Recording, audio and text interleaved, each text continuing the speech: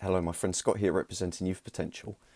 We're in the middle of Mental Health Awareness Week here in the UK and Mental Health Awareness Month across the seas in the US. Now, I wasn't planning on doing a video today. I'm doing a live stream later on with one of my friends. You probably know her, self-harmer problems. Um, Yesterday in the Queen's speech, there was something brought up around social media. And I've read this article, it's by the BBC, and I'm going to read it to you lot because it raises questions, it makes me concerned, and most importantly, I want to know your thoughts and opinion on it.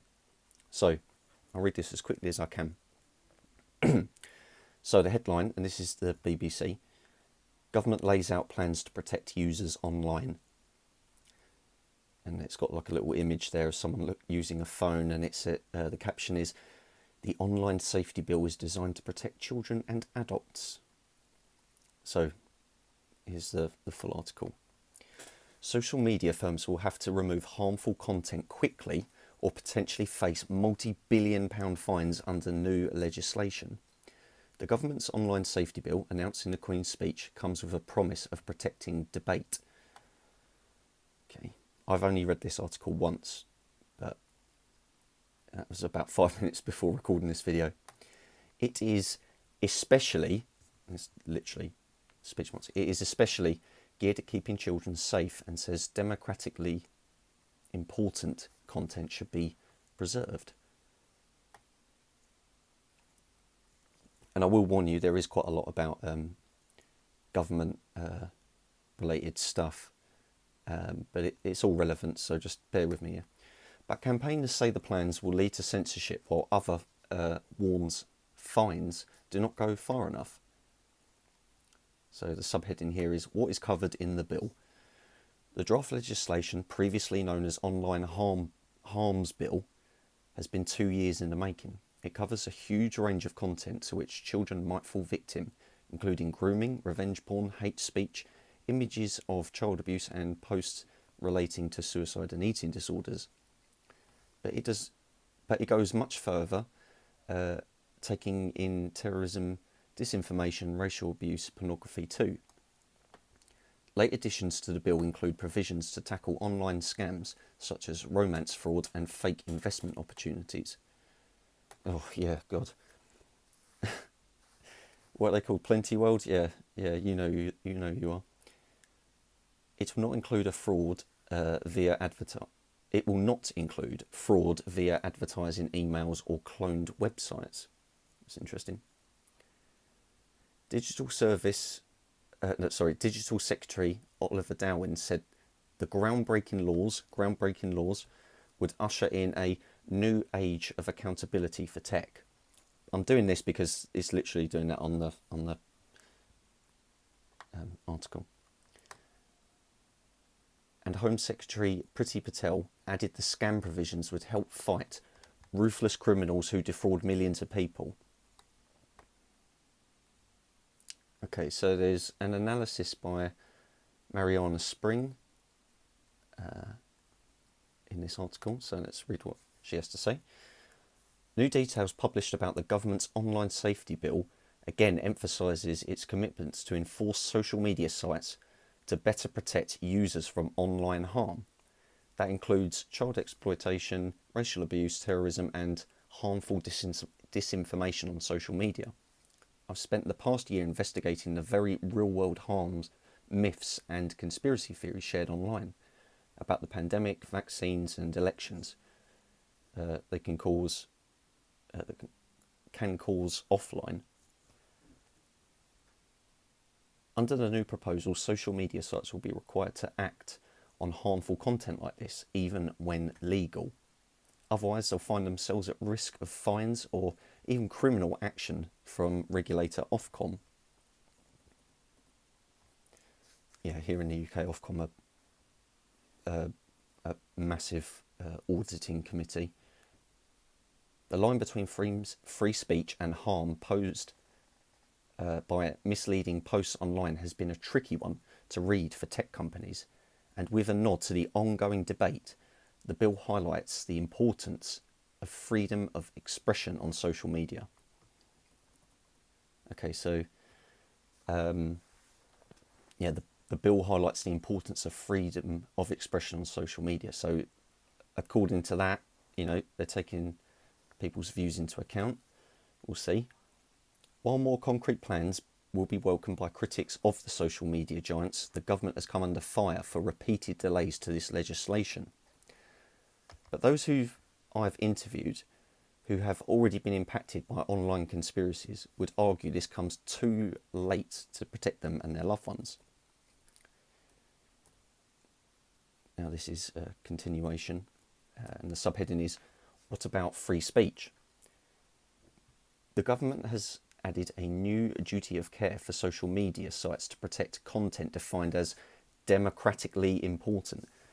This includes content promoting or opposing government policy or political party ahead of vote, election or referendum. Context will also need to be taken into account when moderating political content. While content on news publishers' websites is not part of the legislation, articles shared on social media are. Social media firms should offer a fast-track appeals process if journalistic content is removed, both from professional and citizen journalists, it says. But campaigners remain unhappy. Ruth Smeeth, if I'm saying that correctly, the chief executive of the Index of Censorship, who has a personal experience of online abuse, described the bill as censors' charter to outsourced to Silicon Valley. Censors' charter outsourced to Silicon Valley. The former Labour MP added that targeting platforms rather than perpetrators of hate seems a strange and proposed solution. Sorry about that. I got a telephone call from my mum whilst recording. I'll just go over that last bit again. The former Labour MP added that targeting the platforms rather than the perpetrators of hate seems a strange proposed solution. Jim Killock, executive of the Open Rights Group, warned the idea that speech was inherently harmful and needed to be controlled by private companies was very dangerous. The government said companies would need to put in safeguards for freedom of expression and have effective routes for users to appeal. Users will also be able to appeal to Ofcom directly. Okay, this is how it will be enforced. Ofcom will issue codes of practice outlining the systems and processes that companies need to adopt in order to be compliant. The government has already published codes on terrorism and child sexual exploitation because of their serious nature. The largest and most popular social media sites, described as Category 1 services, will need to state explicitly in their terms and conditions how they will address so-called legal harms. Ofcom will be able to issue fines of up to £18 million or 10% of global turnover, whichever is higher, blimey. If firms fail to comply with the new rules, that is. It will also have the power to block access to sites in the UK, the government said. Now the next subheading is, does it go far enough? And then it has reference to Molly Russell. If you don't know much about that story, I suggest you go and look up Molly Russell. The subheading was, does it go far enough? Some campaigners do not think so. Tech entrepreneur Belinda Palmer said, the ambition is great. The regulator is going to have teeth, but no codes of practice for non-legal harms yet being published, and it's all very vague. Others have said fines do not go far enough, including the NSPCC, which has called for the senior managers of tech firms to be made criminally liable for harmful content. The NSPCC is a child protection organisation in the UK and charity.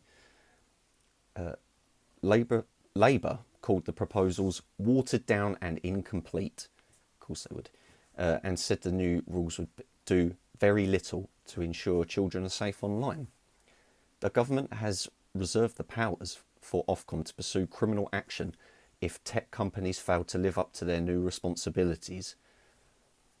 A review will take place 2 years after the new regime is operational. Ian Russell, father of Molly, who killed herself in 2017 after viewing thousands of posts about suicide and self-harm on social media, said he hoped the new law would focus the minds of tech platforms to change their corporate culture and to reduce online harms. And then to finish, subheading, what next? There has been frustration that the legislation first conceived by Theresa May's government back in April 2019, has taken a long time to come to fruition. The bill will now be examined by MPs on the Digital, Cultural, Media and Sports Select Committee, whose chairman Julian Knight said it would be pressing for the legislation to be given top priority. Okay. When I first read this, I didn't even know what to make of it. And to be honest, at the time of recording this, I still don't, because I've literally read the article, come here and just read it again. I'm going to have to have some time to think about that. But I'll be talking about it over on Instagram. I'd love to know what you think. Do you think that this is going to make it really difficult for people to post mental health related content on social media? Do you think there's going to be an overkill in censorship, like there has been in the past? Do you think their feedback system for reporting content is going to be solid, or is it going to be flawed? Because we know how they've been in the past with their policies. Okay, thank you very much for watching, everyone. Speak soon.